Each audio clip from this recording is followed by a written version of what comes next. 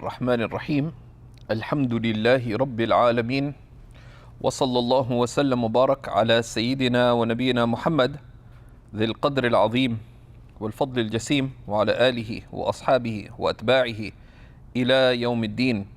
اللهم فقهنا في الدين وعلمنا التأويل وألهمنا رشدنا يا رب العالمين. Alhamdulillah.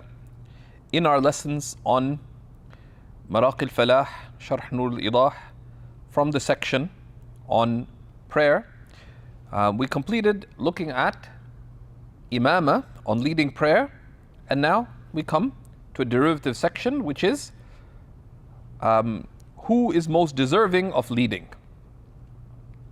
Now and this is in terms of permission. Anyone for whom it is valid to lead, it is valid for them to lead. But the sunnah is أن يقدم الأصلح, right? That the sunnah is that the most fitting be chosen to lead the prayer.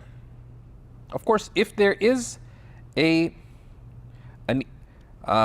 are some people who may not be the most qualified, but they have the most right of leading, right? Which would apply to the ruler, to the qadi, to the designated imam, or to the person whose house it is.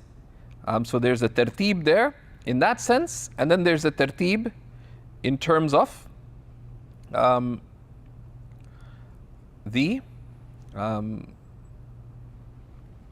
a tartib in terms of what are the qualities of somebody when there isn't a designated person already there. And we touched a little bit about the great virtues of leading prayer if the person is suitable, and number two, the people he's leading are pleased with them leading them, right? There are many hadiths, and we pointed to some of them from at-Targhib wa Tarhib and elsewhere, right?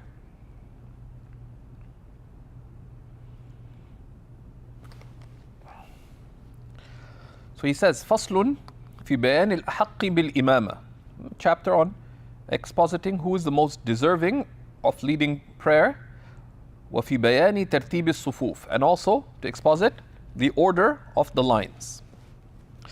قال الإمام حسن بن عمار الشرنبلالي رحمه الله تعالى ونفعنا به وبكم: إذا اجتمع قوم ولم يكن بين الحاضرين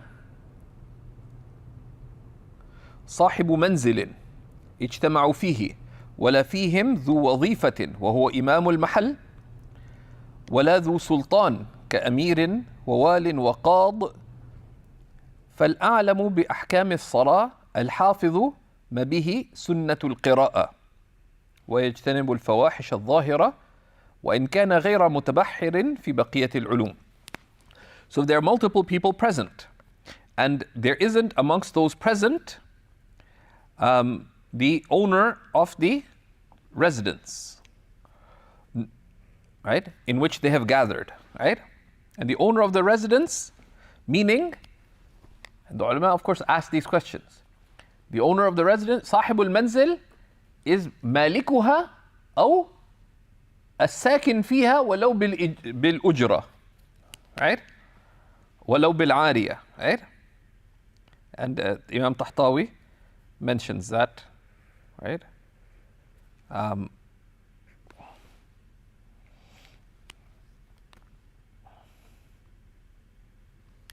Right? So if there's a scholar present and it's someone's house, who has more right to lead? The person whose house it is, even if they're renting, right? And if the person whose house it is chooses to lead, nobody should object to that. Okay? Sometimes some of the akhlaq al-amma, there is a good drive behind the khuluq, but because it's not informed sometimes by knowledge, it goes to an extreme. And knowledge brings knowledge not only restrains vices, but it also brings virtues from going beyond their praiseworthy limit and restrains them from excesses. So, for example, in cultured religious societies, there's a sense of respect for the ulama, respect for the righteous. But it can happen, it's somebody's house. There's an iftar.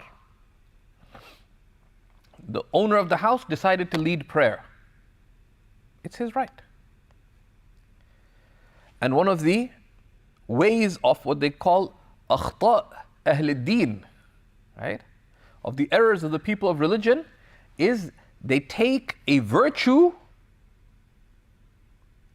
to be a requirement. And that's wrong, right? But if someone does what is within their own rights, can you think ill of them? No. Right? Because what is haqq?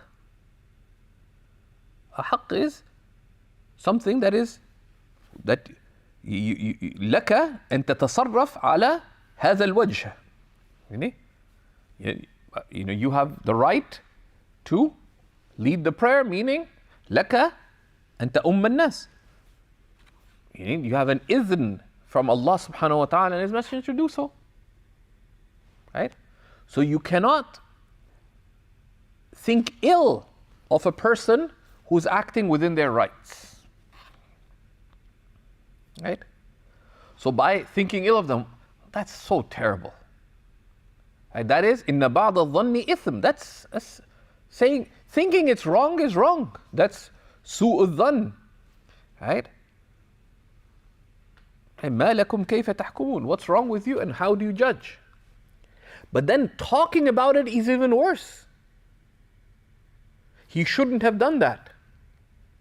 That is التعدي على حرمة المسلم. It's transgressing the right of another person.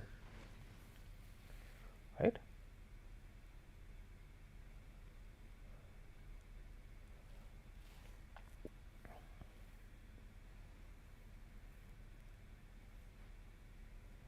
And then when it's their right, that's not backbiting. He shouldn't have done that. On what basis? They're sahib al-manzil. That's not actually ghiba, that's buhtan.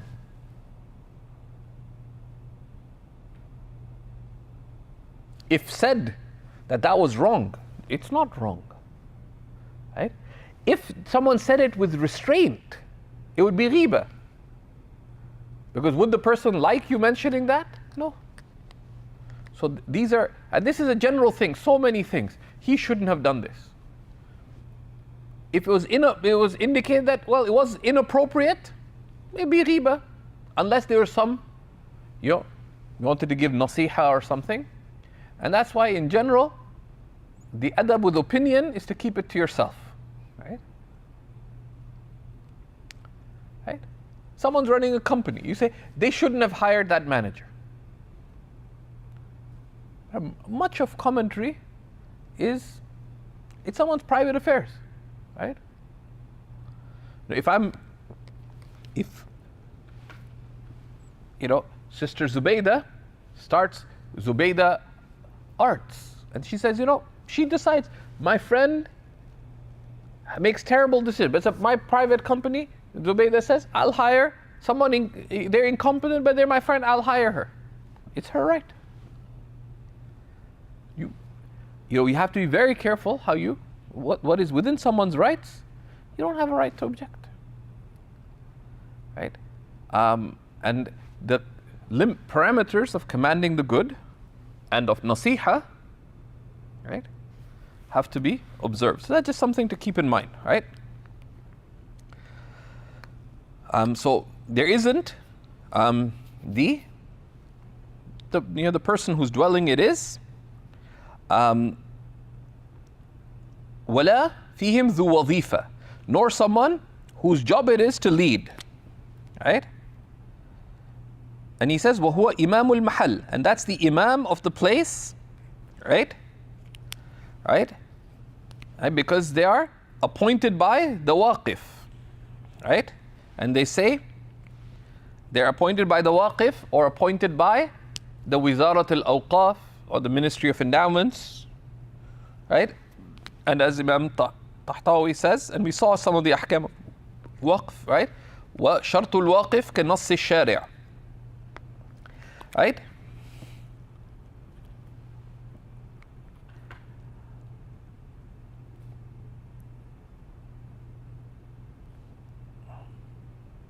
Right? أو many masajid always say أو المعين على الترتيب, right? In many of the masajids, for example, you'd have the imam of the masjid would, in some places, would be a scholar, for example.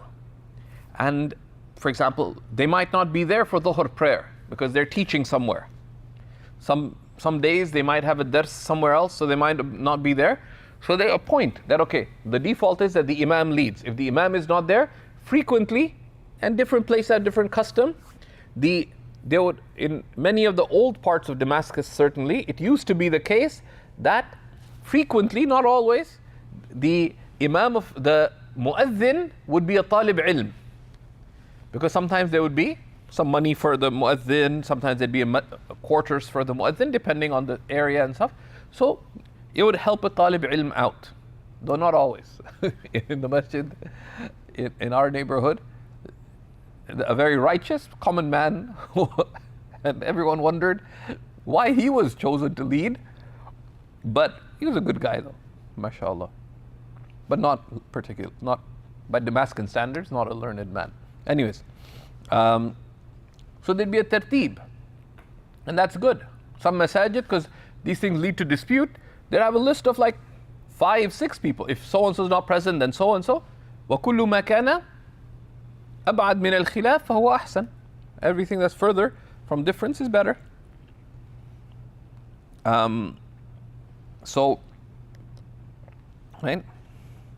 وَلَا ذُو سُلْطَانٍ, nor a person in authority, كَأَمِيرٍ وَوَالٍ وَقَاضٍ, right?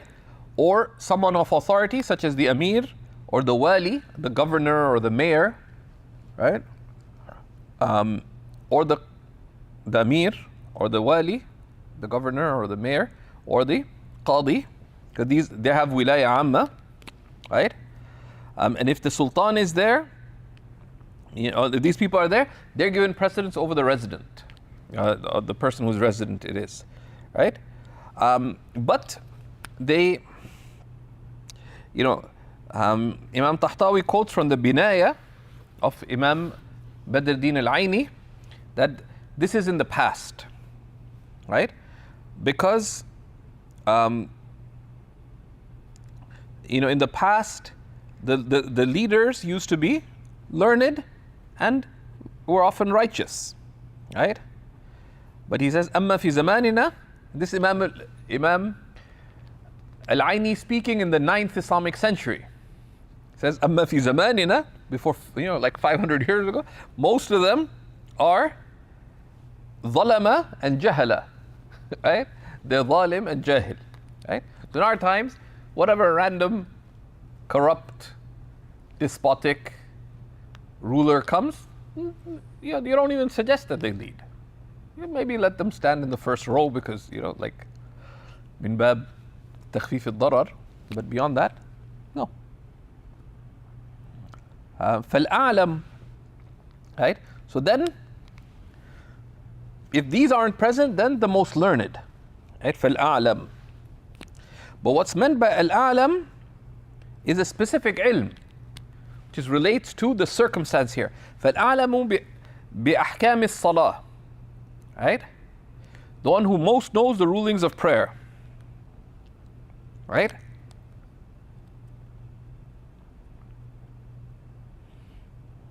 Right? And Imam Tahtawi said this is what meant when they say the one who knows most fiqh and the rulings of the sharia, because you don't need the rulings of marriage or divorce within the prayer, right?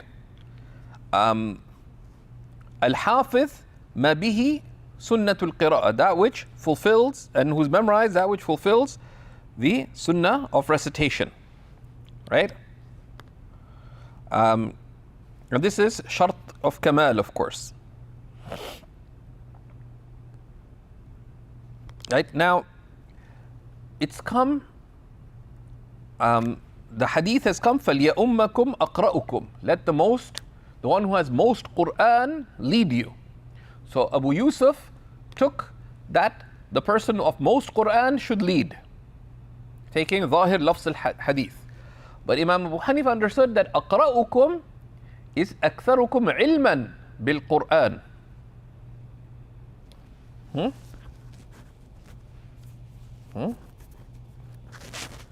Right? And that's explained a little bit by Imam Tahtawi and in the larger works. Right? But of course, there's a condition.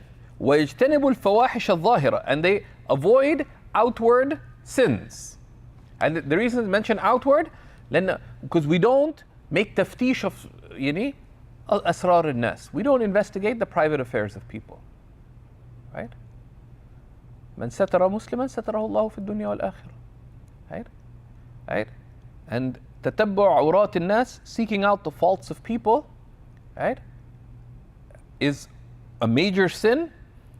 And if one seeks out the faults of another, as come in the hadith, even if they have that fault, it is to be feared that the person will not die except that Allah will test them with that fault or worse than it. And they say, وَهُوَ مُجَرَّب. That's tested. And they actually say that if someone's faults are wrongfully being sought out, that Allah will make the expiation of their being wronged in that a means of them being rid of that and other faults, and the person attacking them be burdened by worse than what they're attacking. And there's many hadiths about الترهيب عن تتبع عورات الناس وزلاتهم.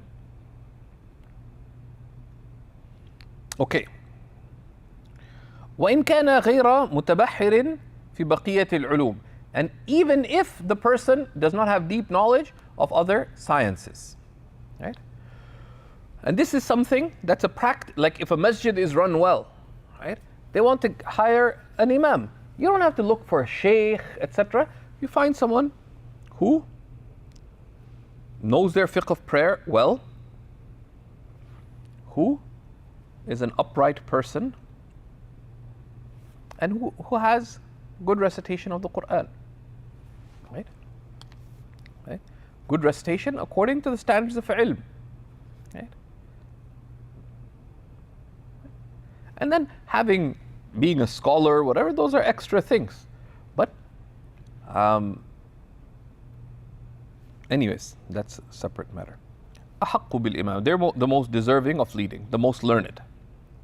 وإذا اجتمعوا يقدم السلطان فالأمير فالقاضي. And if they are together, then the sultan comes first, then the amir, then the qadi, then the owner, فصاحب المنزل, then the owner of the house, ولو مستأجرا, even if they're renting it.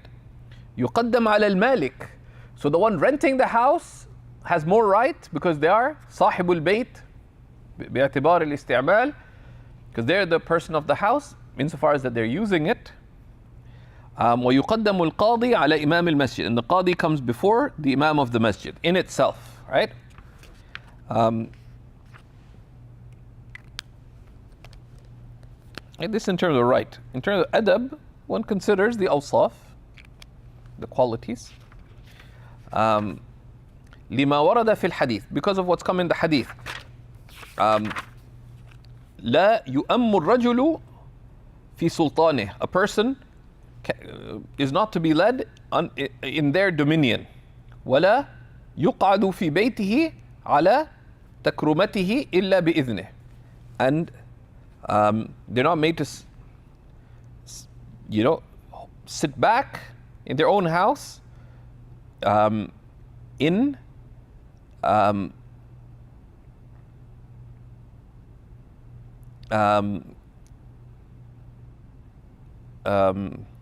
their house, except and one cannot sit in their house except with their permission. على تكرمته meaning they differed what is meant. Is it their, over their meal, that someone cannot sit either in their majlis, takruma from ikram, and one cannot sit in someone else's majlis, or when the food is served except with the person's permission. Right? Right? Meaning, for example, you went to ask a scholar a question, and then a whole bunch of students of the Shaykh came, right? And they're now having a majlis. You can't assume that you're allowed in to ask a question. Does not mean that you can stay for this majlis. You should ask for permission unless the permission is understood. If food is served and you're not of the people invited, then you should not stay, except بإذن صريح أو دلالة, explicit or by indication. ثم الأقرأ, then the one of most Quran, أي الأعلم بأحكام القراءة. And the Aqra is the one who knows the rulings of recitation best. يعني بأحكام القراءة تطبيقا, يعني or أداء, right? يعني أداء, right? The one who knows the rulings of recitation, meaning practically, right?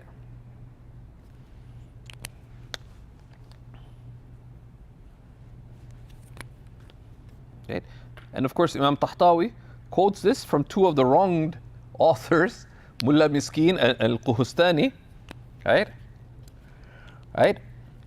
And he says, وَالظَّاهِرْ أَنَّ من يحكم الأداء وإن لم يعلم أحكامه في حكم العالم. And that what appears is that the one who knows how to say it correctly, even if they don't know the names of the rulings, they're considered to know them. Right? Because that's the ibra. In what counts is not knowing the names of the rulings, but to be able to, is the ada, is to be able to say it correctly. لا مجرد كثرة الحفظ دونه. And someone who knows proper recitation and is able to recite properly is in precedent to the one who has a lot of Quran without proper tajweed.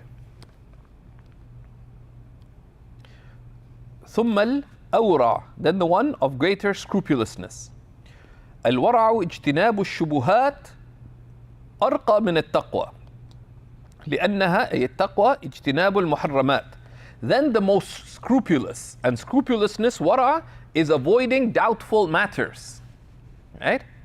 And it's higher than taqwa, because taqwa is avoiding the prohibited, right?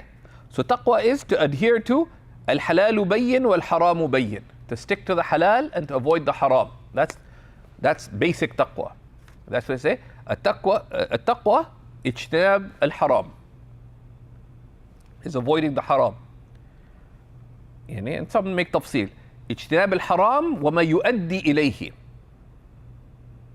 أو ما يؤدي إلى الحرام, is to avoid the haram itself and to avoid anything that leads to the haram. That's taqwa. Wara is to leave the doubtful. Right? وبينهما أمور مشتبهات. They also say that wara is to leave the makruh and the mushtabih. Wara is to leave the disliked, the unclear, wal mukhtalaf fihi, and the differed upon. Right? Right? And this is a good definition, what's here in Imam Shurmulali, and this is quoted by others as well. Right?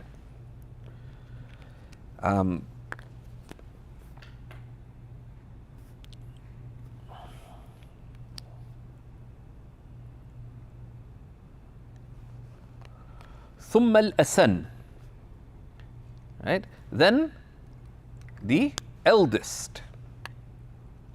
لقوله صلى الله عليه وسلم لأمكما أكبركما, let the elder of the two of you lead you.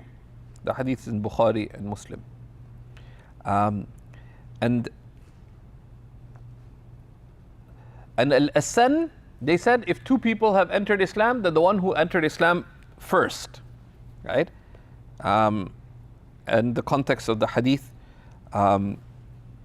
explains this, right?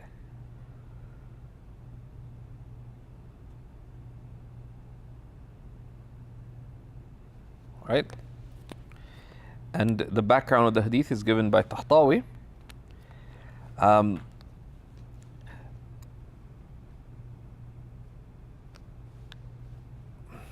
Right? ثم الأحسن خلقا. Then the best in character. Right? ثم الأحسن خلقا. Right? بضم الخاء واللام. Right? With two dhammas. أي ألفة بين الناس. Right? Of good, good relations between people. Right? Right? Because Imam Tahtawi explained, فإن من حسن خلقه ألفته الناس. Right? Because whoever's character is good, people incline towards them. فكثرت عليه الجماعة. So then there'll be more people coming to the congregation.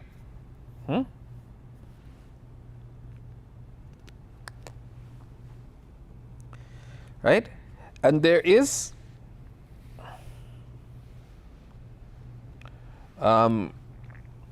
this putting, Imam Tahtawi points out that there's a difference. He says, والمصنف تبع تقديم حسن الخلق على حسن الوجه. يعني تبع في تقديم حسن الخلق على حسن الوجه مواهب الرحمن وفتح القدير. Right? The author followed in this order of putting the good character before a good, good appearance, مواهب الرحمن of الطرابلسي and فتح القدير of Ibn al-Humam. وعكس ذلك صاحب الخلاصة, and the author of the خلاصة and the غرر Mulla Khusro, on which he wrote his durar, and Mulla Miskin. لأن الظاهر أول ما يدرك من صفات الكمال, because the outward is the first thing that you see.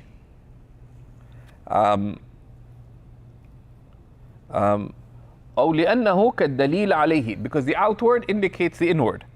لأن الظاهر عنوان الباطن, because the outward indicates the inward. غالبا. Right? And we'll see الأحسن وجها, what's meant by that. Right? It's not that the one who's most, who's it's not referring to the pretty boy, right? They're referring to someone who has the most, and we'll see that in a second, right?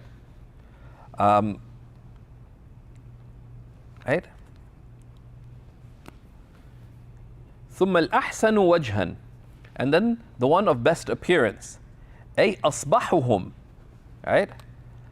The one of, لأن حسن الصورة يدل على حسن السريرة, because a good appearance is an indicator of a good inward.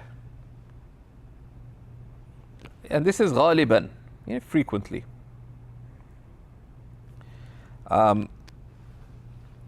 Right? That's why حسن الصورة, the Imam al-Tahtawi quotes, وفسره في الكافي, يعني للنسفي بالأكثر صلاة بالليل. Right?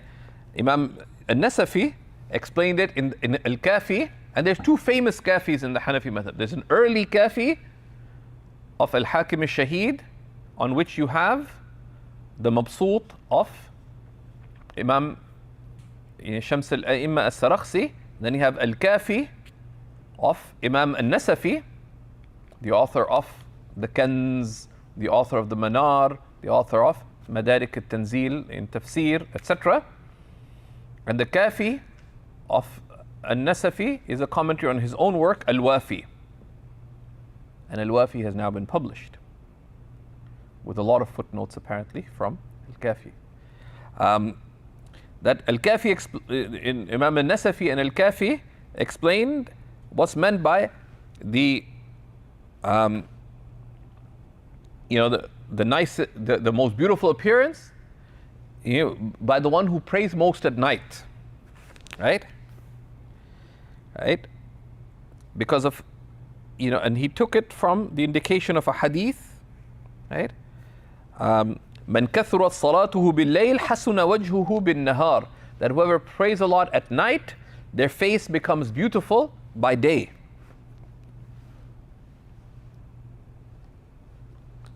right? And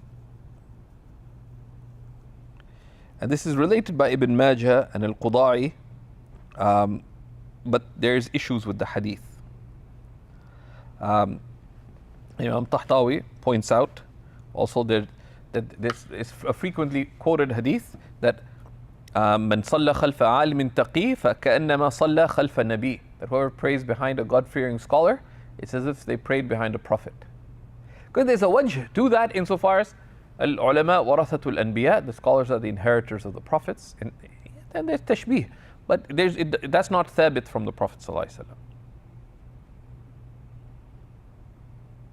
Of course, anything where there's tashbih, at-tashbih huwa min wajh, right, is in one way, right?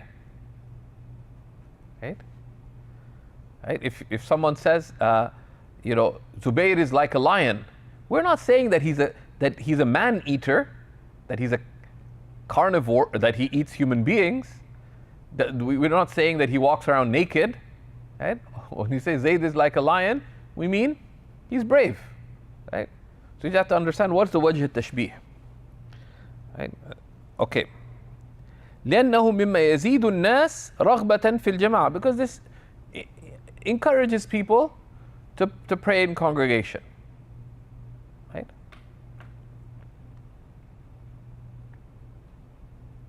And this, of course, all in order, right? ثم الأشرف نسبا, then the one of most noble lineage, right? لاحترامه وتعظيمه, because they would be respected and honored, right?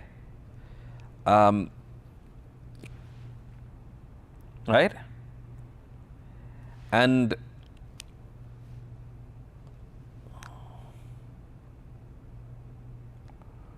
right? And some said before the nasab they put al-hasab, right? Imam Tahtawi talks about it a little bit. And what's the difference between nasab, sharaf, hasab? Well, hasab is nobility, right? And the Hanafis put a principle that al-hasab yuqaddam ala al-nasab. Al-hasab yuqaddam ala al-nasab, right? And there's discussion, and this requires social wisdom and awareness of context and so on. But for example, they mention in marriage that there's a tertib, but they mention that al-hasab yuqaddam ala al-nasab. So for example, we saw the tertib of kafa'a, but a convert scholar who's made good their Islam and become righteous and has acquired the akhlaq of Islam, etc., they're a kuf, even for legally kuf, even for someone a woman who's Qurashi, right, or who's min al-bayt. Legally, in our madhab, that's the case. Now that requires social wisdom and so on, but that's the legal ruling, right? ثم الأحسن صوتا, then the person who has the best voice, right? So look how far down it comes in the order. للرغبة في سماعه للخضوع, because people are keen to listen to them, because a good voice is conducive to خضوع, right? To being humbled by the beauty of the Quran. Of course, after the other criteria are met, right? Because if someone has beautiful recitation but they have bad character, someone may come to the congregation, then the imam goes and swears at somebody or gets mad at somebody or whatever, you feel like running away. ثم الأنظف ثوبا, then the one with the cleanest garments, right? لبعده عن الدنس, because they're furthest away from filth and dirt. ترغيبا في الأحسن ترغيبا فيه, because people are keener for that, right? Right? And some interpreted it as being al-afdal thawban, who's wearing the best clothes, right? And sometimes because classically the ulama would dress in a distinct manner. So someone looks like a shaykh, then you let them lead, right? Although that's not always the case, right? But in traditional societies, people would take offense socially if non-ulama dressed like ulama, right? Right?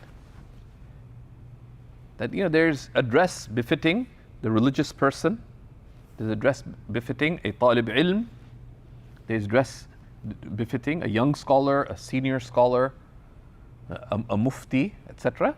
And there's a social wisdom in adherence to that, right?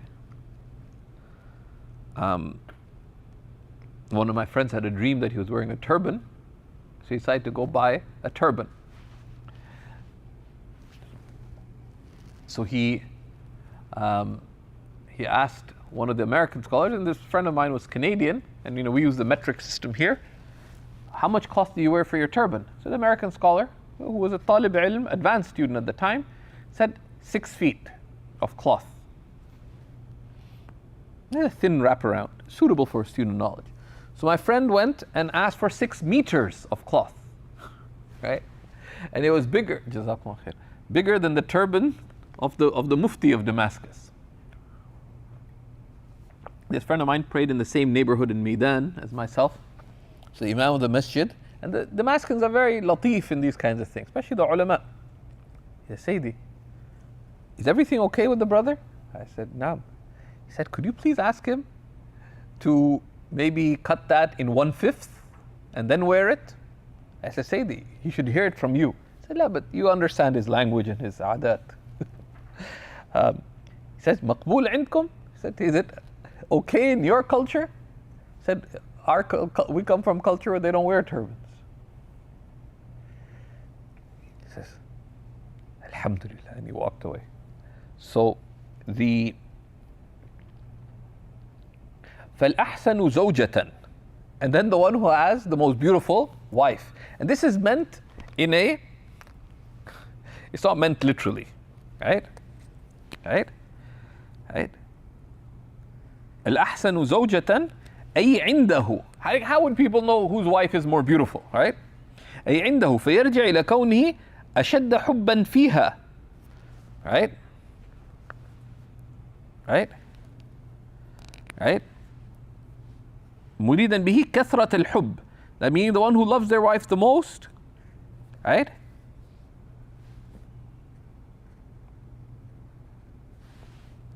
Right?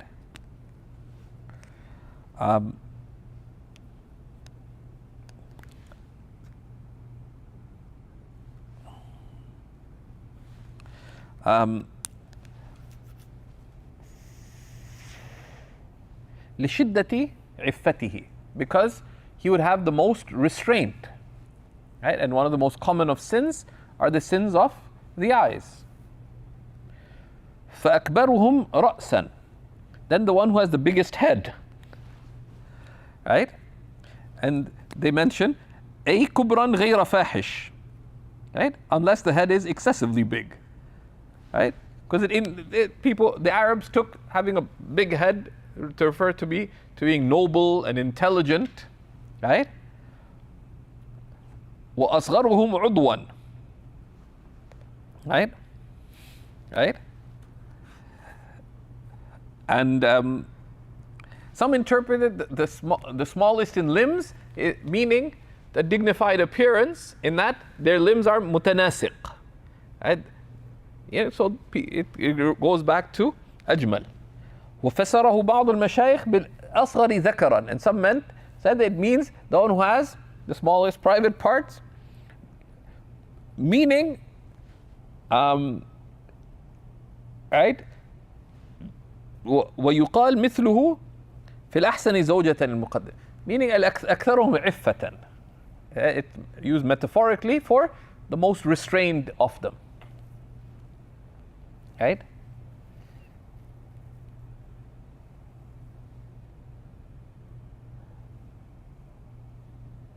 Right? And here Shaykh Hassan, not here, he didn't say it here, he said it in the Muqaddimah to Hashid ibn Abdin. Shaykh Hassan al-Hindi mentioned something. يعني that الأصل أن حمل كلام العلماء على الوفاق أولى من حمله على الخلاف حيث أمكن. The basis is that you interpret the words of the scholars in a sound manner rather than an unsound manner when it is possible. Right?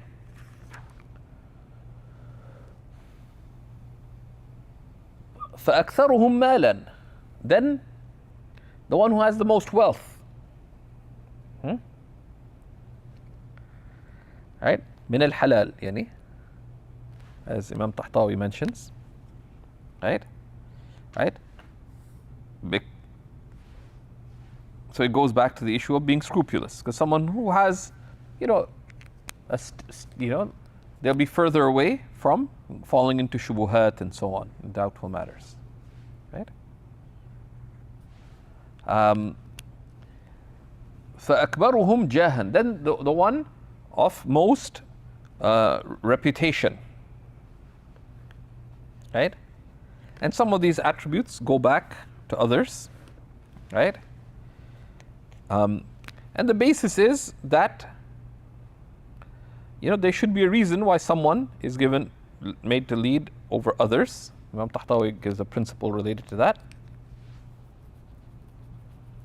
Right? They even said which of them began teaching first, or who became a mufti first, etc. Right?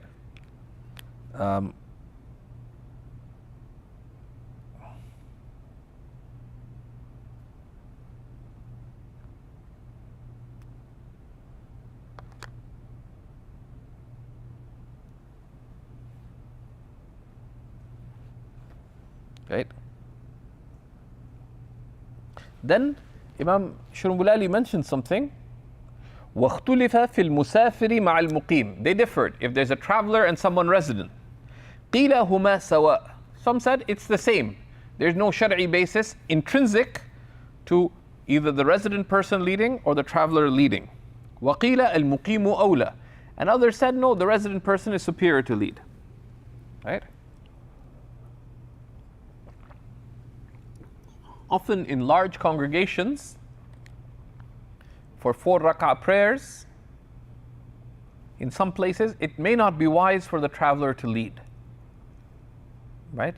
If the people don't know the rulings of shortening prayer, etc. Right? So I asked some of the mashayikh what to do when you're traveling, because often they want the traveler to lead. Right?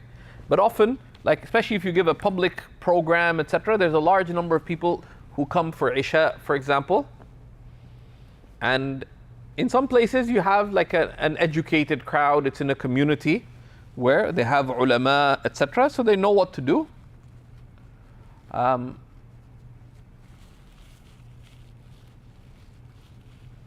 So there use your judgment. But if there's any reasonable fear that there may be confusion, etc., then there may be a case to let a local lead. Right.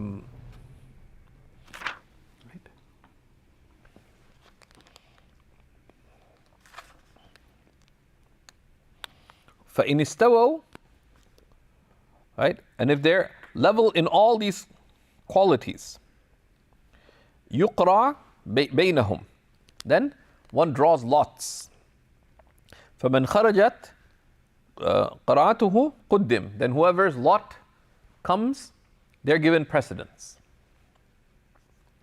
أَوِ الْخِيَارِ إِلَى الْقَوْمِ, or then the choice goes to the people.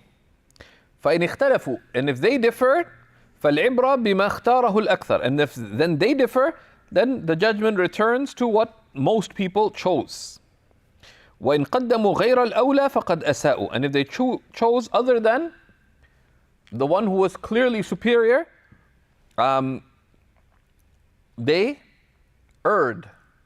They erred إساءة لأنهم خالفوا سنة مستحبة. So there's karaha in it. لكن لا يأثمون, but they do not incur sin.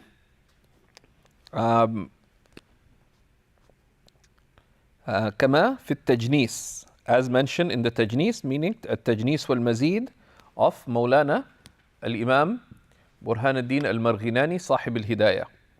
And this was authored after the Hidayah, so it's a very important work. Imam Tahtawi quotes that what's meant by al-Akthar is Akthar Ahl al-Ilm minhum, right? The most learned of the ulama amongst them, right? Right? If there's ulama present, right? Because in matters of scholar, in wujidu. وَإِلَّا فَلَا عِبْرَةَ لِكَثْرَةِ الْجَاهِلِينَ. Because, the large number of unlearned in matters of religious judgment are of no consideration. Because Allah subhanahu wa ta'ala tells us, وَلَكِنَّ أَكْثَرَهُمْ لَا يَعْلَمُونَ. Most of them don't know. وفيه وفي التجنيس والمزيد ولو أما قوما وهم له كارهون فهو على ثلاثة أوجه. And it's mentioned in the Tajnis wal Mazid that if someone leads a people who don't want him to lead, there are three possibilities here. إن كانت الكراهة لفساد فيه أو كانوا أحق بالإمامة منه يكره. If they don't like him leading because of the first possibility, if someone leads a people and they don't like him leading, the first case is if it's because of some problem with him, right? He's ignorant, unlearned, poor recitation, etc. Or someone else who's more deserving, then it's makruh for him to lead. وإن كان هو أحق بها منهم ولا فساد فيه ومع هذا يكرهونه لا يكره التقدم. And if he is more deserving than them and there is no blameworthy quality in him, of the recognized blameworthy qualities that are mentioned before, then it's not disliked for him to lead. لأن الجاهل والفاسق يكره العالم والصالح. Because the ignorant and the corrupt dislike the scholars and the righteous. That's just a natural thing, right? Right? And that's just the nature of life. You want like a really beautifully grumpy, eloquent exposition of that? Shaykh al-Buti wrote a foreword to his son's book on Aqdul Bay', on sales transactions. Shaykh Muhammad Tawfiq Ramadan al-Buti. The foreword was written by his father. And it's clear that at least in a phase of his life, Dr. al-Buti hated writing forewords to other people's books.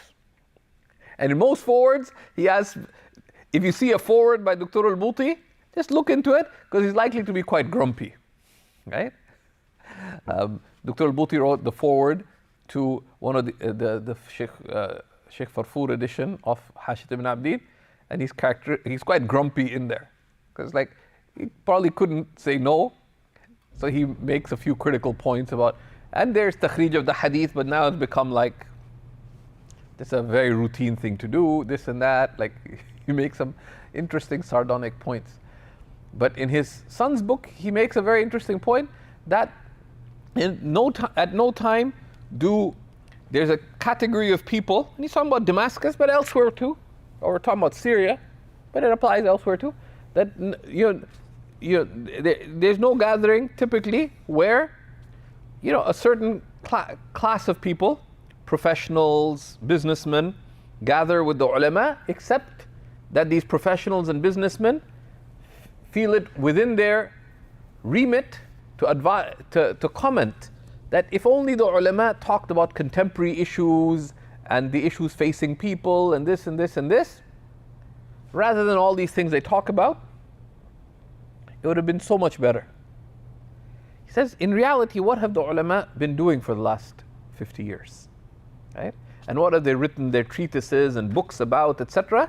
But that very same category of people who find it easy to pontificate about what the ulama should be doing or not doing, have they bothered attending their classes? No. Have they bothered reading anything that they write or author? No. Even though the ulama are not responsible for the legal rulings themselves related to those matters of, of commercial transactions. Because the ulama don't typically engage in those commercial transactions. It's the wealthy who do, or the professionals who do. The ulama are not responsible for medical ethics, because they don't engage in medicine, typically. It's the doctors, right? But yet, they have done these things. But it's those professionals, doctors, businessmen, investors, who don't bother learning. But they find it within themselves. And he says, and the reason is that they don't want to find out what the ruling of Allah is, right? They just want a fatwa that would permit for them whatever they feel like doing in life. And even that, they don't want it in too much detail. He says, rather they'd like it to be like one of those brief notices that comes on the side of the page of a newspaper. But even on the side, not just of a second or third page, because that would require too much effort. Just be a side notice, not more than a few lines on the front page, that the ulama have given a fatwa that whatever your nafs wants is halal. Right? And he's very, because it's one of those things. People like coming, why don't the ulama do this? Why don't the ulama do this? Firstly, they say, الحكم على شيء فرع عن تصوره. Making any judgment on matters is derivative on finding out about it first. What do the ulama say? Before say, why don't the ulama talk about this? Why don't you find out what the ulama say about it? Right? So this is just a fact of life, that typically the ignorant, the corrupt, will have a natural dislike or wariness of the learned and the righteous. وقال صلى الله عليه وسلم إن سركم أن تقبل صلاتكم فليؤمكم علماؤكم. If it's come in Tabarani that if you are pleased that your prayers be answered, be accepted, let the learned amongst you lead you. فإنهم وفدكم فيما بينكم وبين ربكم, because they are your ambassadors between you and your Lord.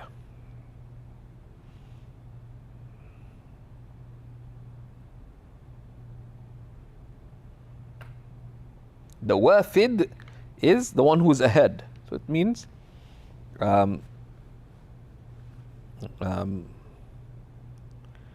فالوفد بمعنى الوافد أي السابق. Right? Meaning they lead you on your path to Allah subhanahu wa ta'ala. Right?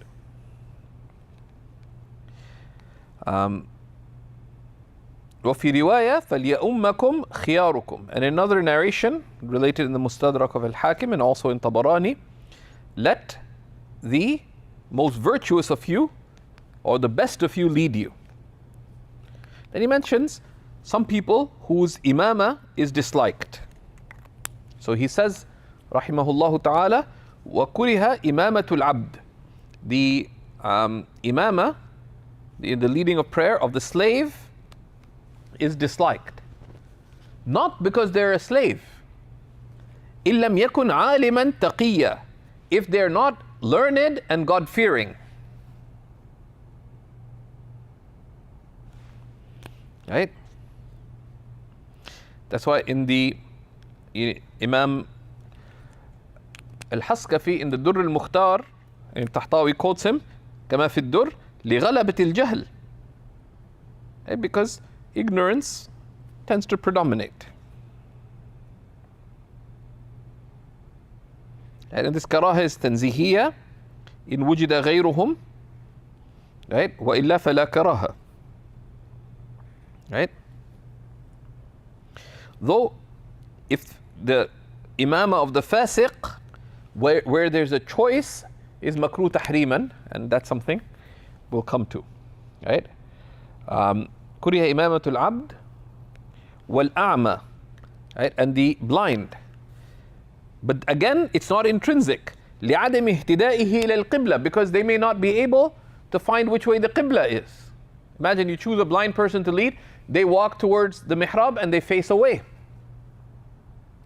Whether there's someone to point them to the qibla or they know the qibla, right? وصون ثيابه عن الدنس, and because they may not be able to keep filth away from their clothing. وإن لم يوجد أفضل منه فلا كراهة. If there's no one better, then there's no karaha. But if they are learned and they know the qibla, they're able to keep their clothes clean either by themselves or there's people there to ensure that these things are taken care of. There's numerous examples. There's a time when the leading scholar in every Muslim land, during the first 3 generations, was a slave or a freed slave, right? There's a great tradition of that. Likewise, the Prophet ﷺ himself deputized Ibn Maktoum over Medina in at least one of the expeditions, and there's a great tradition of the Umyan.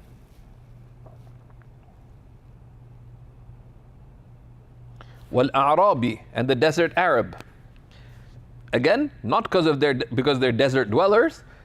Al-Jahil, if they're ignorant. Aw al-Hadari al-Jahil, or a city dweller who's ignorant. Right? And there's a cool story, right? And there's a nice explanation of the difference between the Arab, their definition of al-Arabi, hum sukkanul badiyah. Right? Right? Al-Arab is sukkanul badiyah min al-Arab, the country dwellers of the Arabs. Right? And there's a nice discussion regarding the different categories of Arab,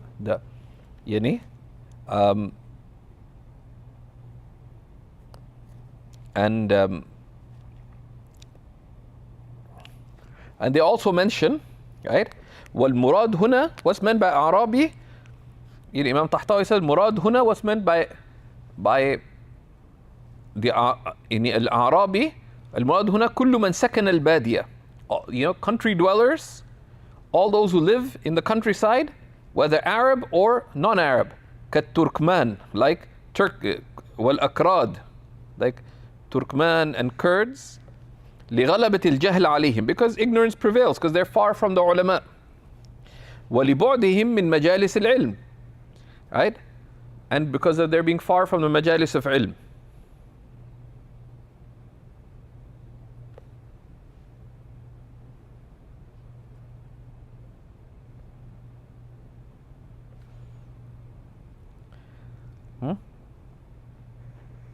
Right? And then there's a nice hikayah, right, which you can read, right, about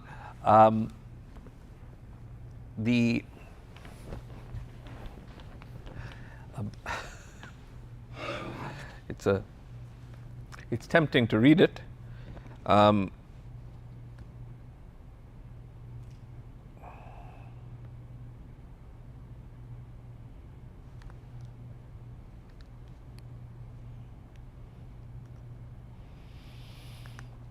وولد الزنا, and someone born of zina. Again,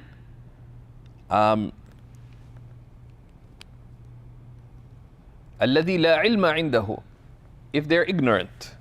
ولا تقوى, nor taqwa, because again that principle, الحسب أقوى من النسب.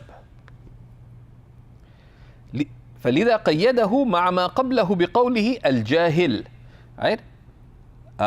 This is why he limited this and those before with al-jahil, the ignorant. إذ لو كان عالما تقيا لا تكره إمامته, because if they are learned and righteous, then their imama is not disliked. لأن الكراهة للنقائص, because the dislikedness is not due to لذاتهم بل لأوصافهم, because the dislikedness is due to their deficiencies by religious standards. Right? حتى إذا كان الأعرابي أفضل من الحضر والعبد من الحر وولد الزنا من ولد الرشد والأعمى من البصير فالحكم بالضد. Such that if the desert Arab is more virtuous by the aforementioned standards of virtues, from the city dweller, or the slave from the free person, or the child of the one born of zina, is more virtuous by these standards from the one born out of, born in wedlock, or the blind person is more virtuous than the person who can see, then the ruling would be to the opposite. كذا في الاختيار. And this is mentioned in the ikhtiyar of Imam al-Mawsili. Right? It's mentioned in the ikhtiyar of Imam al-Mawsili. Right? And there's some discussion on that, you can see.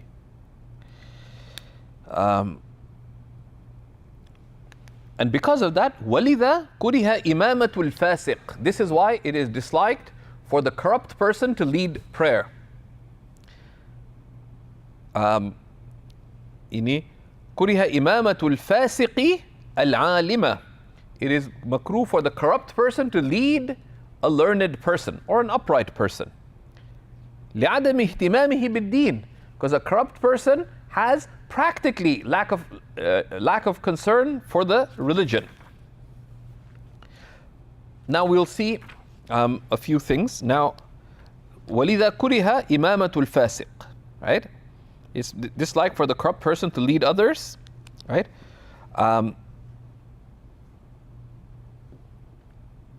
Right? And here, there's two types of fisq. There's fisq, al-fisqu fil i'tiqad and al-fisqu fil amal. Corruption in beliefs, right? بحيث كان من أهل البدعة في الاعتقاد. They're of the people of bid'ah in matters of beliefs. And then there's the corruption in practice.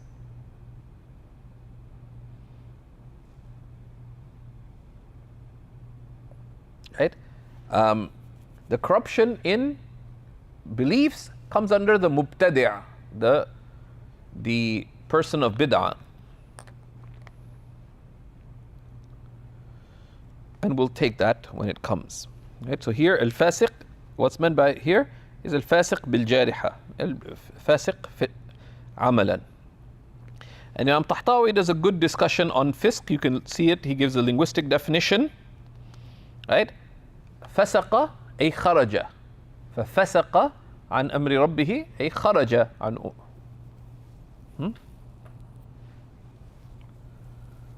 Right? And the Shar'i definition of al-fasiq is خروج عن طاعة الله, is to depart from the obedience to Allah بارتكاب كبيرة, is to leave the obedience of Allah by committing major sin. أي أو إصرار على صغيرة, right? Or to continually do small sins. وينبغي أن يراد بلا تأويل. And this is unless they have some reason for it, right? They follow a weak opinion, right? So for example, what's the ruling of eating meat of the people of book that's unslaughtered? Can you just move this back a little bit?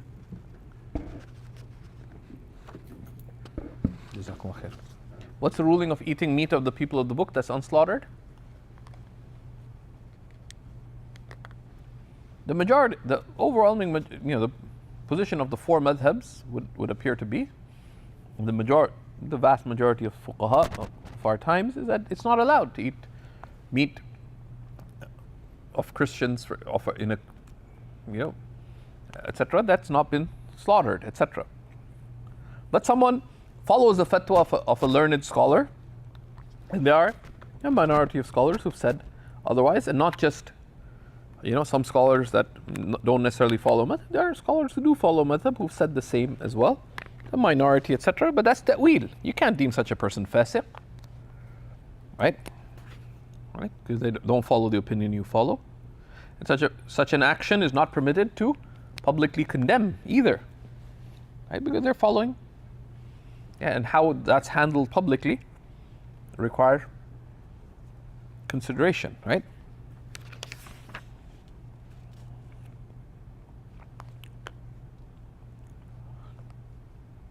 And they also, of course, التائب من الذنب كمن لا ذنب له. Someone who commits a sin but repents from it is like one who hasn't sinned, right? So there's good discussion on who's a fasiq, for example, in Nahlawi. Could you share that? Jazakumullah khair. So he says, فَيَجِبُ إِهَانَتُهُ شَرْعًا. So the corrupt person is necessary to abase shar'an. Right? But to abase doesn't mean that we have to humiliate him publicly. Meaning that such a person would be deserving of humiliation rather than respect. فَلَا يُعَظَّمْ بِتَقْدِيمِهِ لِلْإِمَامَةِ. So they're not shown respect by making them the imam. وَإِذَا تَعَذَّرَ مَنْعُهُ يَنْتَقِلْ عَنْهُ إِلَى غَيْرِ مَسْجِدِهِ.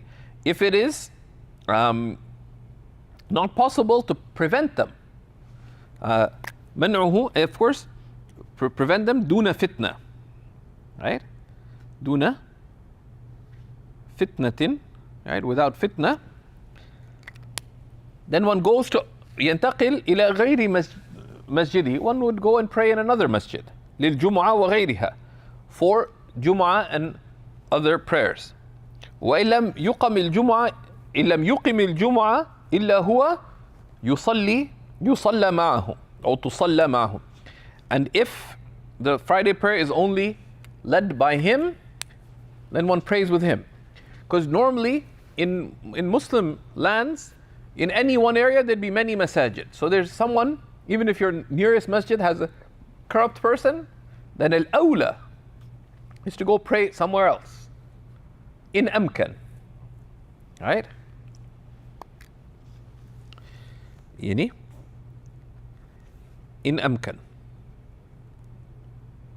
Right? Right? So they say, right?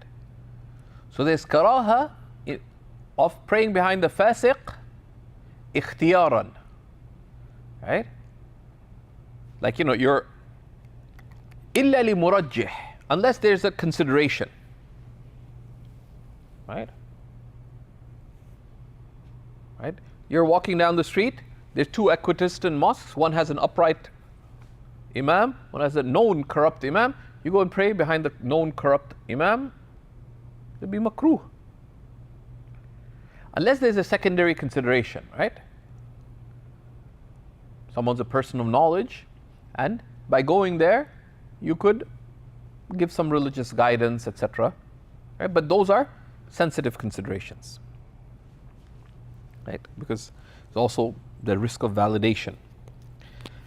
وَالْمُبْتَدِعَ أي وَكُرِهَ إِمَامَةِ الْمُبْتَدِعَ. And it's disliked for a person of bid'ah. And والبدعة حيث أطلقت يقصد بها البدعة في الاعتقاد. And when you say someone is mubtadi', the asl is that it's referring to bid'ah في الاعتقاد, in beliefs. بارتكاب به ما أحدث على خلاف الحق المتلقى عن رسول الله صلى الله عليه وسلم من علم أو عمل أو حال بنوع شبهة أو استحسان. So mubtadi', this is a good definition of you can say البدعة مرتكبة is ارتكاب. So al-mubtadi' is makruh to pray behind an innovator, which is someone who does something new that has been inaugurated in the religion, contrary to the truth that has been transmitted from the Messenger of Allah sallallahu alaihi wasallam. Right? Right? Of knowledge, referring to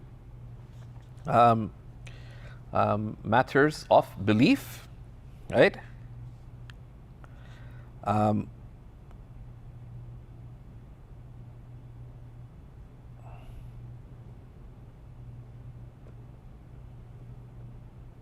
Or action or states with some kind of interpretation or deeming it better, right? Because وروى محمد ابن الحسن عن أبي حنيفة رحمه الله تعالى وأبو يوسف أن الصلاة خلف أهل الأهواء لا تجوز. Right? Right? So it's Imam Muhammad related from Abu Hanifa and from Abu Yusuf that praying behind the people of innovation is not permissible. والصحيح أنها تصح مع الكراهة خلف من لا تكفره بدعته. That it is valid but with dislike behind anyone whose bid'ah does not take them out of the fold of Islam. Right? بإنكاره معلوم من الدين بالضرورة. If they deny something necessarily known to be of the religion.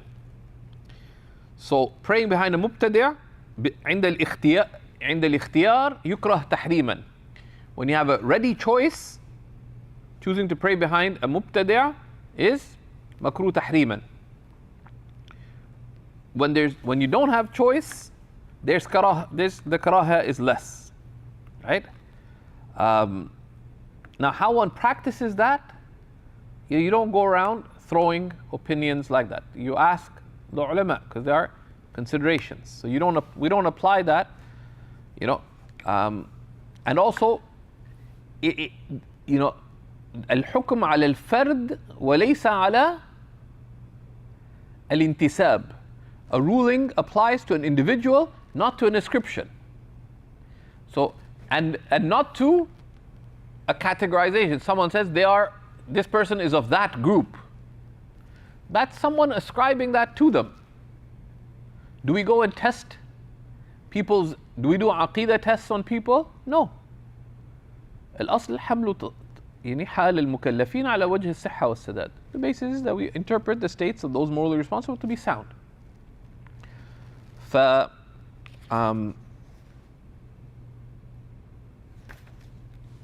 Right?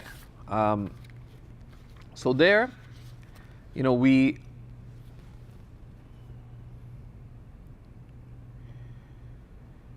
so for example, someone who's part of some literalist group, whatever, and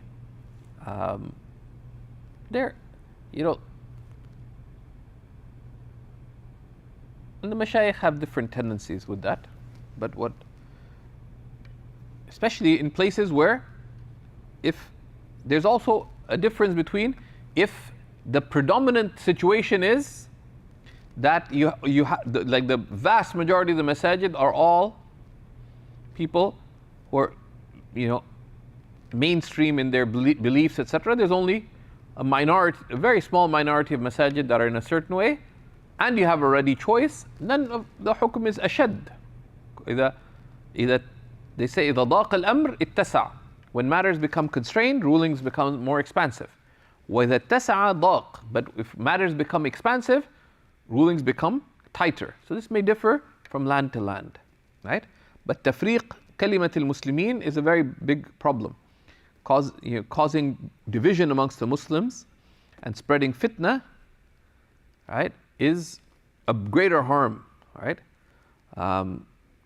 So what we've seen from the mashayikh, what I've seen from the mashayikh that I've asked, is no. If the imam of the local masjid is of whatever particular, just have husn al-dhan of them. You don't need to investigate further, right? If there's reasons for caution, exercise caution, right? But do not do so in a way that would spread fitna.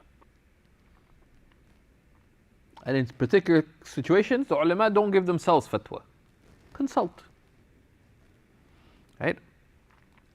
لقوله صلى الله عليه وسلم صلوا خلف كل بر وفاجر.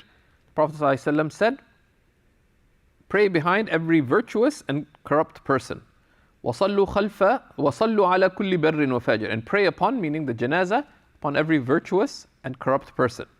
وجاهدوا مع كل بر وفاجر. And go in jihad behind every virtuous and corrupt leader. رواه الدارقطني كما في البرهان، أي شرح مواهب الرحمن. وقال في مجمع الروايات إذا صلى خلف فاسق أو مبتدع يكون محرزا ثواب الجماعة. If one prays behind a corrupt person or innovator, one has attained the reward of the congregation. لكن لا ينال ثواب من يصلي خلف إمام تقي. But one wouldn't have the like of the reward of praying behind a God-fearing scholar.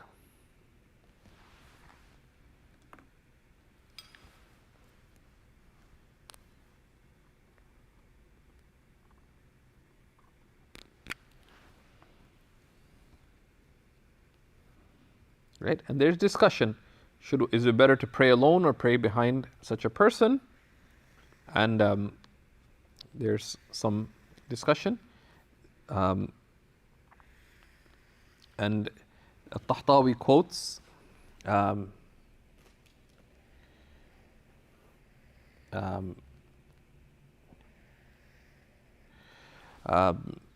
al-Bahr al-Ra'iq that praying behind them is better than praying on one's own, right? And then the innovators are also at levels, right? There's those whose innovations are much closer to the borderlines of kufr, right? So the practical thing is to consult the mashayikh, right? Particularly because in some places there are greater sensitivities when there's a large presence of particular groups of people, etc., right?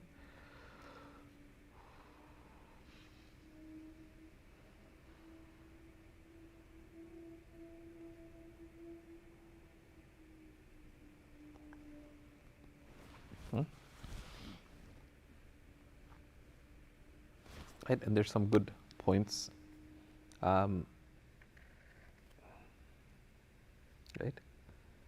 And you see some Imam Tahtawi quotes Imam Badr al-Din al-Aini, and then he quotes Allama Nuh Effendi, one of the great Ottoman fuqaha, who has a hashia on the Durar, I believe.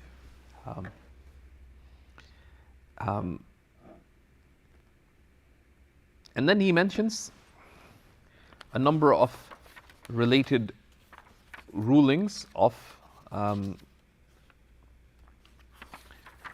related to tatwil as-salah, etc. So we'll stop there, and then how one orders the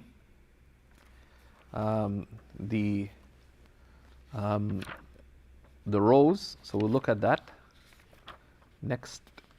بإذن الله تعالى وصلى الله على سيدنا محمد وعلى آله وصحبه وسلم. Any questions?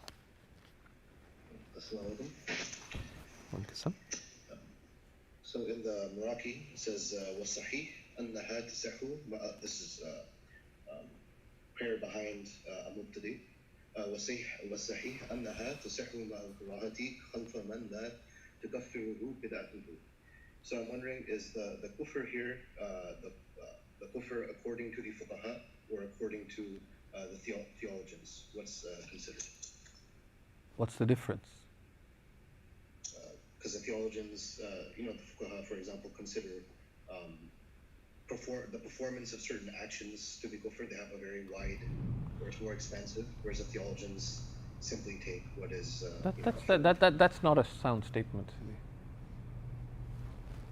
Kufr is a hukm shar'i, right? Kufr is a hukm shar'i, right? And kufr has a definition. The fuqaha have a usage of the term kufr, but ما كان كفرا لا يكون مكفرا. لا يلزم أن يكون ما هو كفر مكفرا. It does not entail that something that they say is kufr is mukaffir. No faqih would give a fatwa of kufr on those points, right? So that's a false dichotomy, Sidi.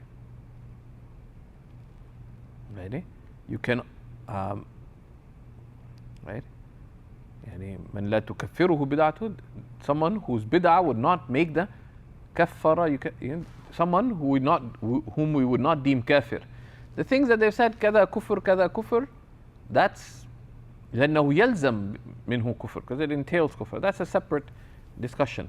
There's a good summary on the definition of iman and the definition of kufr in Nahlawi, and you can see in the index of Ad-Durar al-Mubaha fi al-Hadr wal-Ibaha a good discussion on that, and likewise in al-Hadiyya al-Ala'iyya, with the ta'liqat, التعليقات المرضية of Shaykh al-Burhani, and both Nahlawi and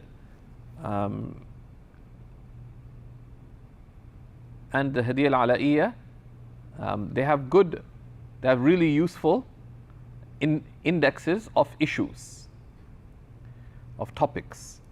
So it's very useful to find. They're both reliable books, right? So that's very useful.